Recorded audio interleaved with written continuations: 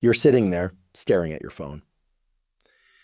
Maybe it's 2 a.m. Maybe you haven't eaten properly all day. The world feels strangely quiet, but inside your chest, it's chaos. Your heartbeat feels heavy. Your thoughts are loud, and everything keeps circling back to them.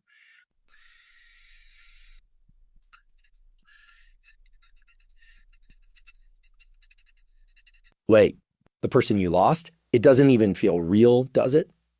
One day, you were making plans together, talking about vacations, buying groceries side by side, laughing about little things, and then suddenly, silence, empty rooms. No good morning text, no voice at the end of the call, just silence. And when that silence hits, most of us make the same mistake. We chase it, we text them, we scroll through their social media, we beg, we bargain, we cry, we rehearse conversations in our minds. If I just explain this better, if I just say the right words, the right words, maybe they'll understand. Maybe they'll come back. And here's the hard truth, my friend. This is the big mistake after a breakup. Not the crying, not the hurting. That's human. But the chasing, the desperation, the attempt to fill the void with the same thing that left us empty. First days, where mistakes are born, let me tell you a story. A friend of mine, let's call him Daniel, went through a breakup after 5 years in a relationship. He thought she was the one. He pictured marriage, kids, a future carved out of shared dreams. When she left, he shattered. And like so many of us, his instinct was to fight for it. The very night she walked out, he sent her a wall of text messages. Oh, please don't do this. I can change. Oh, you're everything to me. I can't live without you. Dozens of texts, long calls. Sleepless nights refreshing her Instagram, analyzing every post, every caption, every like. He thought this was love. He thought he was fighting for something beautiful.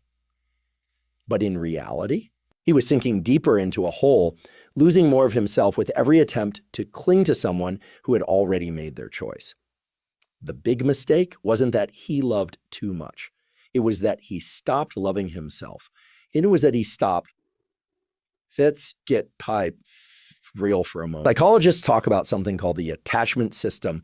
It's the part of your brain that bonds you to people, especially someone you've been deeply connected to. When that bond breaks, your brain literally goes into withdrawal, similar to what happens when someone addicted to a substance has it taken away. That's why breakups feel like pain in your body, not just sadness in your mind. That's why your chest aches. That's why you feel restless, shaky, unable to eat. And just like any withdrawal, your brain screams for the fix. Call them back, hear their voice, just one text, just one more chance. But here's the cruel twist. Chasing them doesn't heal the wound. It deepens it. Every unanswered call, every ignored text, every cold response. It's like reopening the cut again and again. It's not your fault you feel this way. It's biology, it's psychology. But it is your responsibility to step out of the cycle in the illusion of control. Another story. There was a young woman I met in a coaching session. We'll call her Maya. She'd been dating a guy for 3 years. And when he ended things, she told me, I just can't stop thinking. Maybe if I'd cooked more, maybe if I'd been less jealous, maybe if I'd lost weight. Maybe it's my fault. Maybe I can fix it. Do you hear that? That's the illusion of control whispering in her ear. After a breakup, your mind tries to rewrite the story, searching for ways you could have changed the ending. It convinces you that if you just try harder, you can reverse what happened. Listen closely. You are not responsible for someone else's choice to leave.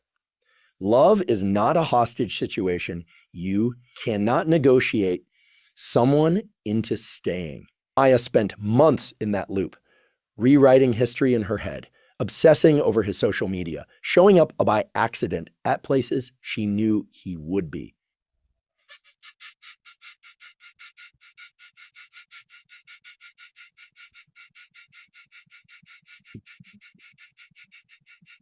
Was abandoning herself in the process.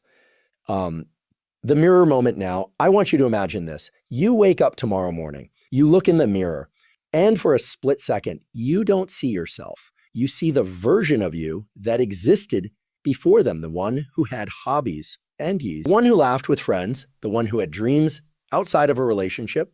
That person is not gone. They're buried right now under grief, under longing, under the fog of heartbreak, but they're still there, still there. And the moment you stop chasing the person who left, you can start rediscovering the person who stayed.